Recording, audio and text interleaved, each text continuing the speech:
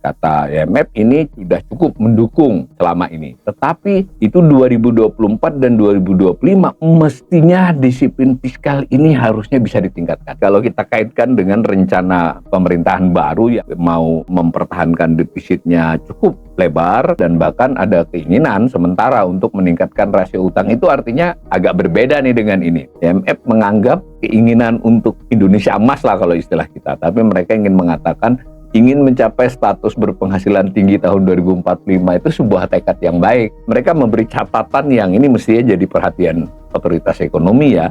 Kata IMF ini memerlukan reformasi struktural yang bahkan ambisius dia sebut. Jadi ada tata kelola anti korupsi, logistik, infrastruktur. Jadi logistik infrastruktur memang di-highlight ya. Secara tidak langsung sejauh ini berjalan juga masih perlu disoroti lagi bahwa tidak hanya asal bangun kan, tapi membangun yang seperti apa. Proyeksi dari IMF bahwa Indonesia akan persentase pendapatannya meningkat pesat itu nggak ada. Pada tahun 2015 itu IMF juga optimis dengan pemerintahan baru sebenarnya bahwa akan tumbuh di atas 5,5 pada akhirnya kan. Bahwa Jokowi pada 2015 menyatakan kita akan tumbuh meroket ya, kata-kata itu terkenal sekali, akan 7%. Tidak sesuai dengan optimismenya IMF dan lebih tidak sesuai lagi dengan target Jokowi untuk 7%.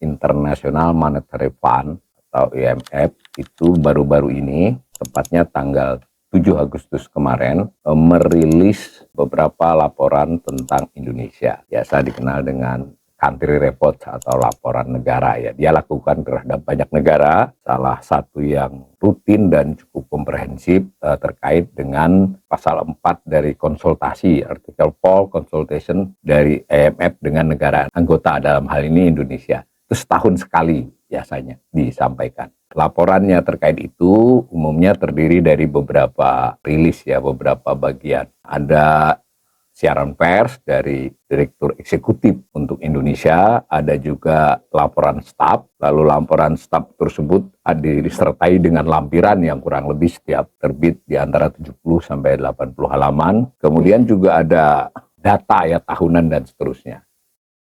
Yang tanggal 7 Agustus kemarin banyak diberitakan oleh media pada tanggal 8 Agustus. Yang banyak mendapat perhatian highlight adalah terkait dengan proyeksi terhadap pertumbuhan ekonomi. Biasanya itu yang menjadi sorotan media. Dari rilis, dari lampiran dan sebagainya tersebut, tampak bahwa IMF meramalkan, sudah estimasi karena tinggal setengah tahun. Tapi sebelumnya kita ketahui dulu bahwa diskusi dilakukan mulai bulan Juni. Jadi karena ini sifatnya diskusi, sebenarnya ini tidak sepenuhnya laporan IMF ya, tapi ada diskusi dengan otoritas ekonomi Indonesia dan bahkan dalam beberapa diskusi tertutupnya mereka meminta pandangan 1-2 atau beberapa pakar ekonomi Indonesia, biasanya begitu. Itu dari Juni, kemudian Juli ada beberapa kali pertemuan, laporan disiapkan oleh staf IMF khusus Indonesia ataupun staf IMF yang terkait dengan beberapa negara, itu baru disusun laporan, rilisnya tidak bersamaan beberapa hari berturut-turut, tetapi dokumennya nanti disajikan secara bersamaan.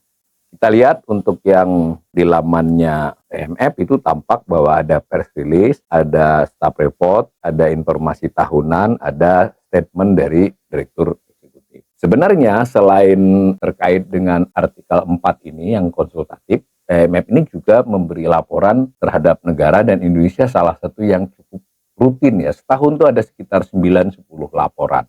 Ini saya beri contoh aja untuk tahun 2024 dan 2023. 2024 yang masih berjalan ini sudah ada 1, 2, 3, 4, 5, 6, 7 sudah. Tahun 2023 ada 11. Jadi nanti mungkin masih ada 2-3 laporan lagi ya. Nah, biasanya laporan ini cukup mendapat perhatian dari otoritas ekonomi. Kalau saya sebut otoritas ekonomi Indonesia itu ada pemerintah. Pemerintah itu ada kementerian lembaga. Khususnya lagi yang banyak memperhatikan ini adalah Bappenas dan Kementerian Keuangan. Bappenas dan Kementerian Keuangan dalam rangka untuk menyusun rencana kerja pemerintah yang nanti ujungnya adalah anggaran pendapatan belanja negara. Nah, Bank Indonesia juga salah satu otoritas, jadi 2 Bank Indonesia ya. Kemudian ada juga OJK, Otoritas Jasa Keuangan, yang dulu bagian dari Bank Indonesia, sekarang terpisah. Itu juga biasanya cukup terpengaruh dengan asesmen Bank Dunia ini. Tentu saja para ekonom ya, ekonom-ekonom banyak yang membaca laporan ini dan mengutipnya. Kembali ke laporan terkini tadi ya, yang 7 Agustus tadi, yang merupakan rangkaian dari bulan Juni. Saya ringkaskan asesmen dari direksi ya. Itu mereka, direksi IMF ini menilai bahwa kinerja ekonomi Indonesia selama ini, ya berarti kalau ini tahunan ya setahun terakhir, itu cukup kuat. Jadi menurut mereka ekonomi Indonesia itu memiliki penyangga yang besar, kuat lah, hingga tahan terhadap beberapa volatilitas belakangan ini. Itu penilaiannya IMF ya. Kalau penilaian saya sebagai pelajar ekonomi, silahkan ikuti channel saya. Dikatakan juga oleh IMF bahwa risiko secara umum seimbang. Nah, tetapi saya perhatikan ada yang ditulis, yaitu bahwa risiko secara umum seimbang dalam jangka pendek. Nah, kan berarti kita pembelajar ekonomi harus sedikit lebih cermat. Jangan senang saja dipuji nih. Karena dia mengatakan jangka pendek. Artinya kan dalam jangka panjang beda lagi nih, belum tentu itu penilaiannya. Tetapi bagaimanapun dia direksi IMF mengatakan Indonesia ini cukup memperhatikan ketidakpastian, lalu ada ketegangan geopolitik, kualitas harga komoditas. Jangka pendek ini manageable lah. Tetapi jangka menengah dan panjang nampaknya belum berani IMF mengatakan Indonesia sudah siap ya. Kemudian dipuji juga bahwa komitmen pemerintah Indonesia dipuji dalam konteks disiplin fiskal. Jadi menurut IMF, pemerintah ini cukup disiplin untuk mengelola pendapatan dan belanjanya, dan sekaligus juga soal pengelolaan utang, kan seperti itu kalau fiskal. Saya ingin menggarisbawahi bahwa pendapat saya sedikit berbeda dengan ini.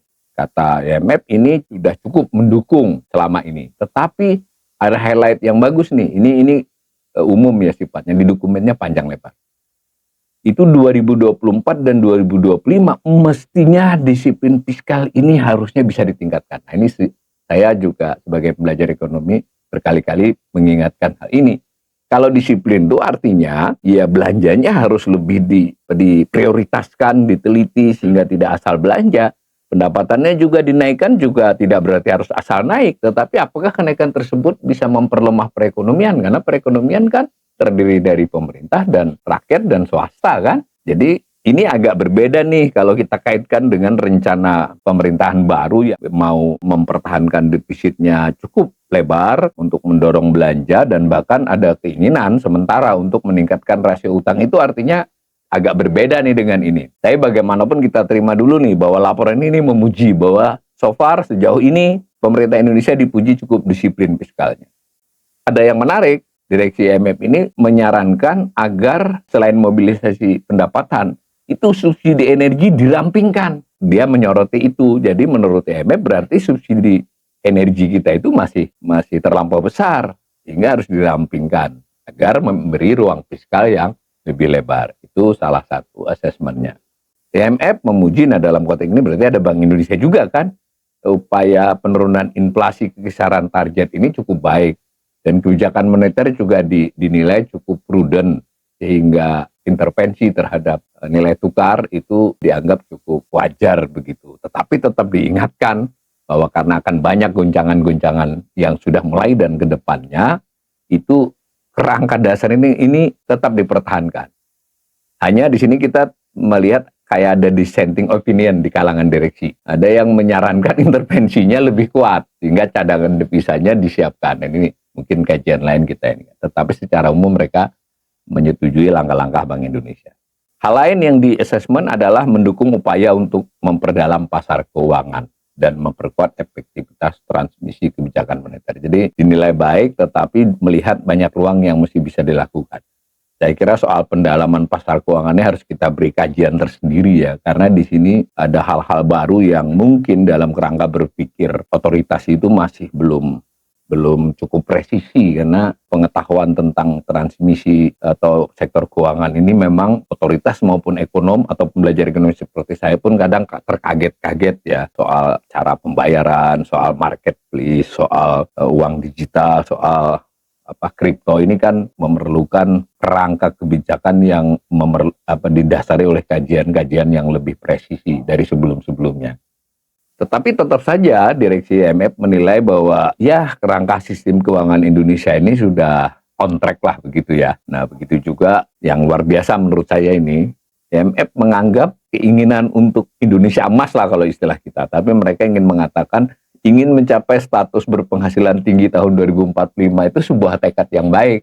Hanya saya melihat mereka memberi catatan yang ini mestinya jadi perhatian otoritas ekonomi ya. Kita pembelajar ekonomi melihatnya juga harus lebih kritis. Kata IMF ini memerlukan reformasi struktural yang bahkan ambisius dia sebut. Jadi tidak cukup hanya sekedar as usual. Jadi ada tata kelola anti korupsi, logistik, infrastruktur. Jadi logistik infrastruktur memang di-highlight ya, tetapi secara tidak langsung juga ini berarti kan yang sejauh ini berjalan juga masih perlu disoroti lagi bahwa tidak hanya asal bangun kan, tapi membangun yang seperti apa, tidak hanya menyediakan, disediakan kapan, di mana, dengan biaya berapa, semacam itu, dan apa outcome, apa impact, apa benefit dalam jangka menengah dan panjang dari itu. Terakhir, tidak pernah lupa ini, semua lembaga internasional kayaknya sudah mulai sejalan ya, bahwa dia puji Indonesia ini mempunyai komitmen untuk mencapai emisi nol bersih, tapi tahun 2060 kan, yang komitmen pemerintah itu didukung.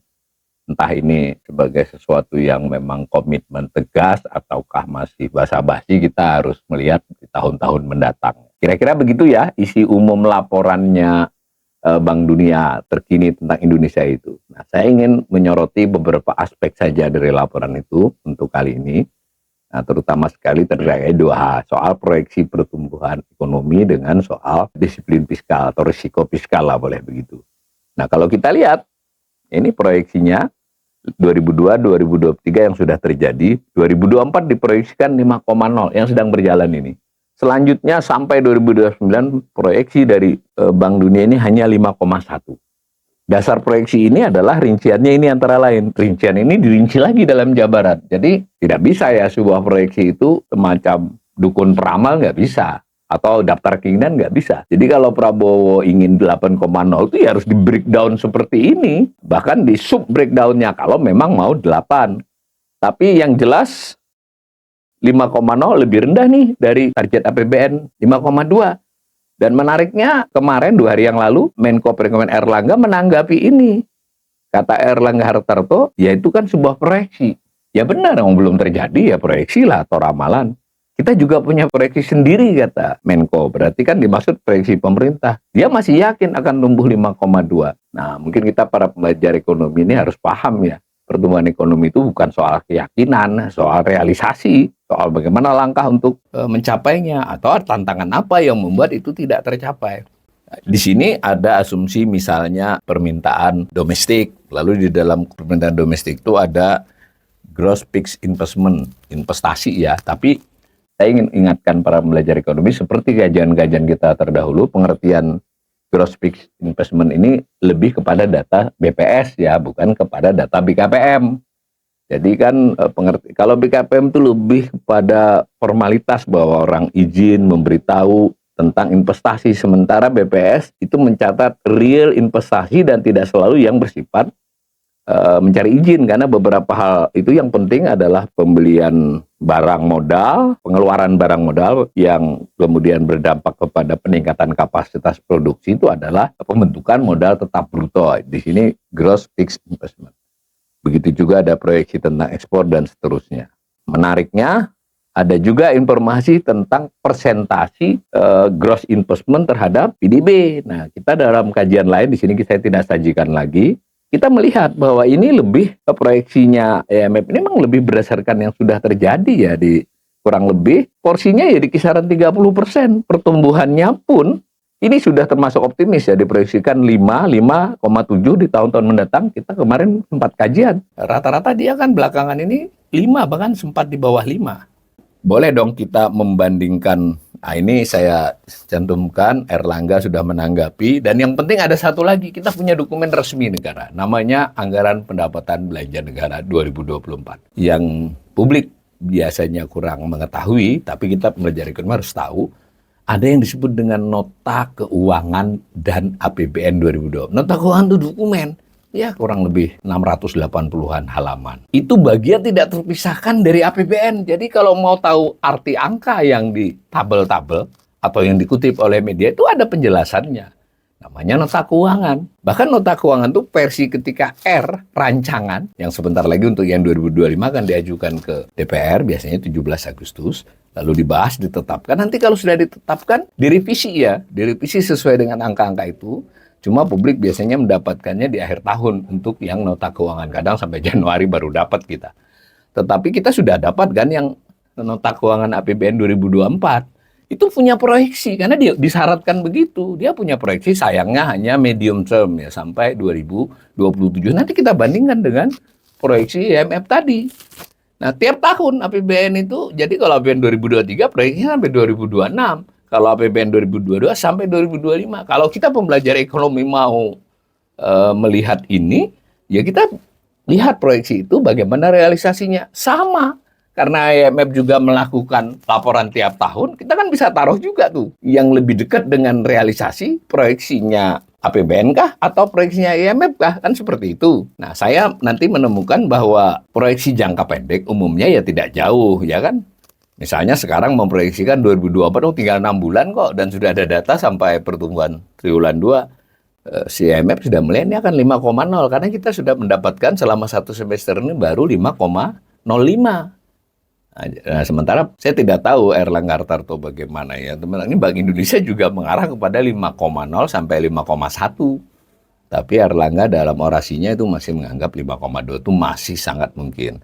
Tetapi untuk 2025, 2026 dan seterusnya, itu kan namanya jangka menengah.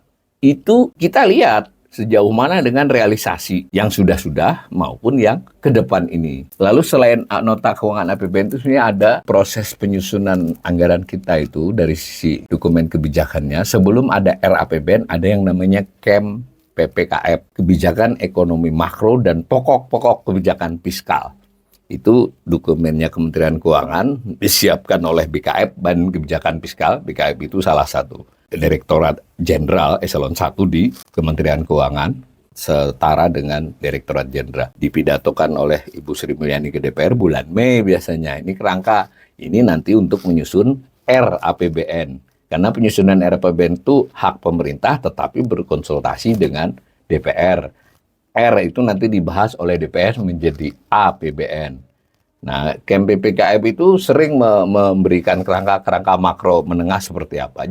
Agak jarang dirubah ya kerangka makronya itu. Saya tidak tahu apa yang dibahas di DPR. Paling-paling yang diutak-atik ya 0, berapa dari pertumbuhan ekonomi. Sebenarnya ada aspek misalnya asumsi lifting migas dan minyak dan gas, asumsi nilai tukar dan semacamnya. Yang itu berhubungan satu dengan yang lain. Kembali ke dokumennya si IMF tadi. Ini misalnya ada tentang public finance, keuangan negara. Jadi si IMF ini memiliki proyeksi tentang pengeluaran sampai 2029. Begitu juga dengan penerimaan. Tetapi cara membacanya ini adalah presentasi dari PDB. Nanti ada asumsi PDB-nya. Jadi yang penting buat kita untuk kajian kali ini adalah dia naik atau turun atau stagnan. Begitu ya, bukan angkanya. Nampak ini bahwa memang IMF ini cukup optimis. Tadi mungkin nanti ada catatannya dengan memenuhi apa yang disarankan dia tadi. Ingat, saran-saran dia tadi kan ada tuh tentang pendapatan dan belanja. Nampak memang IMF itu masih melihat di tahun 2024 ini akan terjadi peningkatan pendapatan secara porsi 17%. Dan ini akan menaik sampai 17,5, 17,6. Tetapi menurun kembali di masa mendatang. Jadi tetap saja di kisaran masa lampau kan. Jadi tidak ada proyeksi dari IMF bahwa Indonesia akan presentasi pendapatannya meningkat pesat, itu nggak ada. Ya, kalau mau merubah ini berarti harus ada effort extraordinary, kira-kira begitulah. Tapi extraordinary itu bermasalah ya. Misalnya menaikin pajak, nih, umpama ekstrimnya. Pajak dinaikin jadi 15% misalnya PPM. PPh-nya dikencengi. Bisa saja, tapi ini kan as usual nih. Maka dengan demikian juga terjadi defisit yang terpelihara nih. 2,3, 2,6, 2,5 dari PDB. Ini agak bersamaan ini. Sebetulnya pemerintah sekarang ini juga menggunakan itu kan. Tidak lagi di masa lampau kita defisit itu 1% dari PDB. Bahkan di era SBY sempat di bawah 1% dari PDB.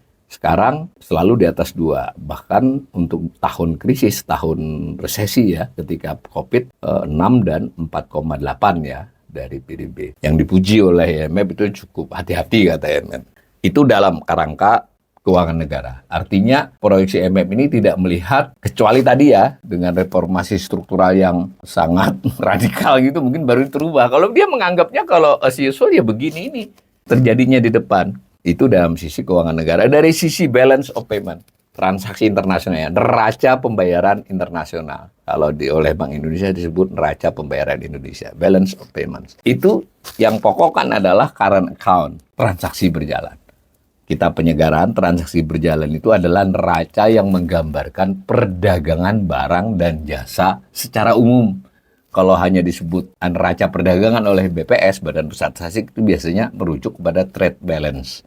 Ada jasa sedikit, jasa transportasi terkait dengan barang impor dicatat sebagai FOB, barang ekspor dicatat sebagai CF. Tapi secara umum ini neraca barang.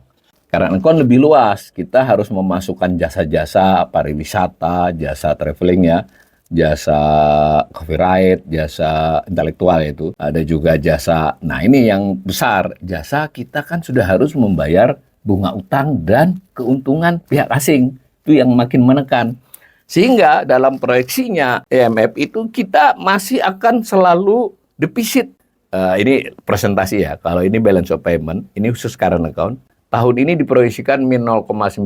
Kita sempat surplus di 2021 itu defisit tipis, 2022 surplus. Tahun ini sudah min 0,9% lagi dari PDB. Cukup besar itu. Nah, nanti akan naik ke 1,4. Ini pun menurut saya termasuk proyeksi yang cukup tanda petik ya, baik hati dari IMF. Kita beberapa kali di atas 2% dahulu defisit transaksi berjalan ini. Nah, ini ada trade balance khusus perdagangan barang ya. Memang masih kita dianggap akan surplus ya sampai mendatang dan seterusnya. Akibat transaksi semacam itu, melihat cadangan devisa kita itu begini diproyeksikannya. Ini 2023 146,4, tahun 2024 yang berjalan ini diproyeksikan 147,2 miliar dolar. Pengumuman Bank Indonesia untuk akhir Juli kemarin 144,5. Tapi ingat di tayangan saya sebelumnya itu lebih karena pada bulan Juli itu pemerintah menarik utang ya dengan membuat obligasi falas ya. Nah, sehingga dan saya sudah dalam tayangan sebelum ini sudah mengatakan, pada waktu itu ini belum ada. Menurut saya memang agak sulit Indonesia untuk mendapatkan cadangan devisa 150 di akhir tahun. Itu pun kalau tidak ada goncangan ya. Ternyata benar, IMF juga 147. Sementara kalau Anda lihat di mesin pencarian internet, pemerintah dan Bank Indonesia sudah optimis akan di 150. Dan bahkan kalau kita lihat tahun-tahun selanjutnya pun, ya ini perlahan. Jadi pertumbuhan yang relatif alamiah. Nah, akibatnya ada pertumbuhan utang luar negeri. Ini kita tidak bahas kali ini, nanti di lain waktu. Pada akhir tahun lalu, dan masih berlaku sekarang dengan sendirinya, tetapi saya belum sempat menyantumkan yang perubahan. Karena ini kan pemerintah setelah berjalan 6 bulan, melakukan perubahan outlook ya. Outlook itu tapi nggak merubah APBN-nya. APBN-nya masih segini. Jadi di mana di APBN 2024 yang ditetapkan akhir tahun lalu dan masih dipakai sekarang, itu pertumbuhan ekonomi 2024 diasumsikan. Asumsi ini bisalah sama dengan proyeksi. Itu kan bahasanya, asumsi itu adalah anggapan dasar. Ya bisa dikatakan proyeksi kan sebenarnya oleh pemerintah. Disetujui oleh DPR. Ini jangan juga kita mengurangi arti hukumnya ya. Tetapi ya semacam inilah 5,2. Lalu di 2000 5,5 sampai 6,0. Bayangkan. Lalu 5,6 sampai 6,3. 2007 5,7 sampai 6,4. Itu batas bawah dan batas atasnya. Dan ditambah dengan statement presiden terpilih untuk 8 kan, berarti ini harus dirubah lagi dong besok. Di 2025 kita akan lihat nanti apakah kerangka makronya memang mengarah ke 8. Yang umpama tahun 8 itu adalah tahun terakhir pemerintahan, 2029 kan tetap ada prosesnya. Ini berarti kan jauh di atas proyeksi IMF tadi. Kalau saya gambar jadi begini nih.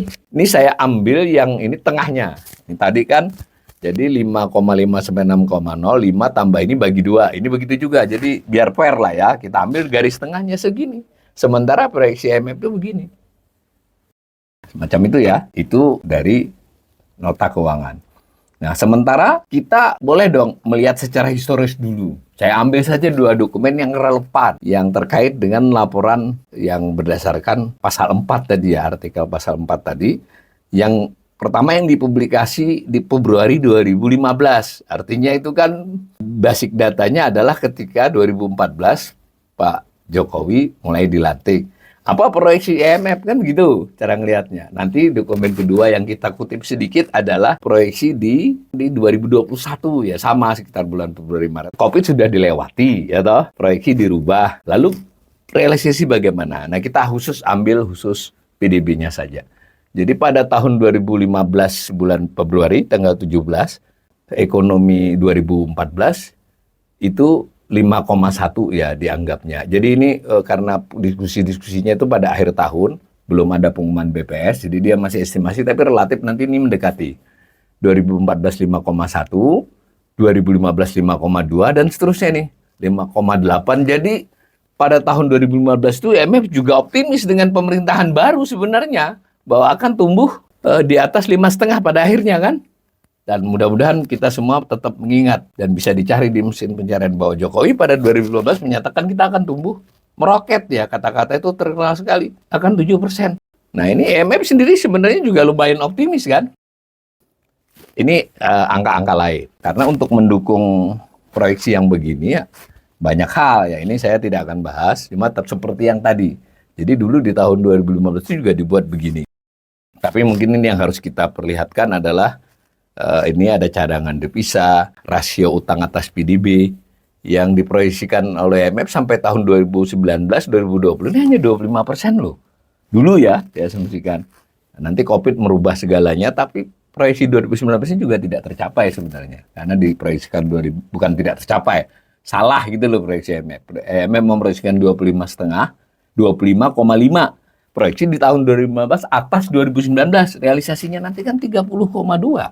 Itu contoh aja, tapi saya ingin PDB-nya dulu yang penting ini. Nah ini pada tahun 2021 bulan Januari, nah, jadi COVID sudah mulai bereda dan diproyeksi ulang, itu proyeksinya tuh 4,8, 6,0, 5,6, 5,3, 5,2, kayak begitulah proyeksinya IMF waktu itu. Nah sekarang mari kita lihat realisasinya, nah gitu kan. Nah, realisasi dari 2015, 16, 17, 18, 19, 20, ini sampai ke sini, era Jokowi pertama, itu rata-rata ya 5,03%. Ya, karena ada pernah di bawah 5. Jauh kan? Jadi tidak sesuai dengan optimismenya IMF dan lebih tidak sesuai lagi dengan target Jokowi untuk 7%. Bagaimana dengan periode keduanya? Ya, oke, ini karena ada soal apa ini? COVID ya. Tapi nanti kalau kita lihat ini dikira 4,68 oleh IMF, ini dikira 6, tetap aja hasilnya juga segini. 2024 seperti apa? Dengan demikian, berdasarkan sejarah 10 tahun terakhir untuk yang medium term, kalau yang proyeksi IMF short term setahun, yang sudah berjalan 3 bulan atau 6 bulan itu cukup presisi. Tetapi berdasarkan yang medium term 4-5 tahun, untuk kasus Indonesia, proyeksi IMF dalam 10 tahun terakhir cenderung terlalu tinggi, terlalu optimis. Kebayang nggak? Proyeksi IMF yang 5,1 saja itu berarti bisa terlalu optimis. Dan kalau dari sisi pemerintah ya, saya kira 7% nanti dapatnya rata-rata 4,15%, termasuk COVID ya. Kalau ini 8, nanti ya tidak tahu saya. Kalau memang mau pakai itu. Sebetulnya banyak yang bisa kita bahas. Nanti pada sesi lain kita akan mencoba melihat khusus keuangan negara. Kita coba lihat khusus balance of payment, transaksi berjalan juga untuk proyeksi IMF.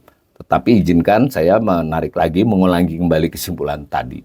Berdasarkan dokumen pasal 4, artikel 4 itu di tahun 2015 awal tahun, kemudian 2021 awal tahun, kita bisa susun, sebenarnya bisa kita sandingkan dengan APBN pada waktu itu. Ternyata realisasi pertumbuhan ekonomi lebih rendah dari proyeksi IMF. Dan tentu jauh lebih rendah dari proyeksi APBN. Kita bisa juga sambung dengan proyeksi RPJMN, Rencana Pembangunan Jangka Menengah Nasional. Mudah-mudahan saya tidak bermaksud pesimis bahwa ini berarti kita bermasalah dengan pertumbuhan ekonomi di tahun-tahun mendatang ini. Dan masalah itu tentu diakibatkan oleh berbagai komponen. Komponennya yang akan kita bahas di lain waktu.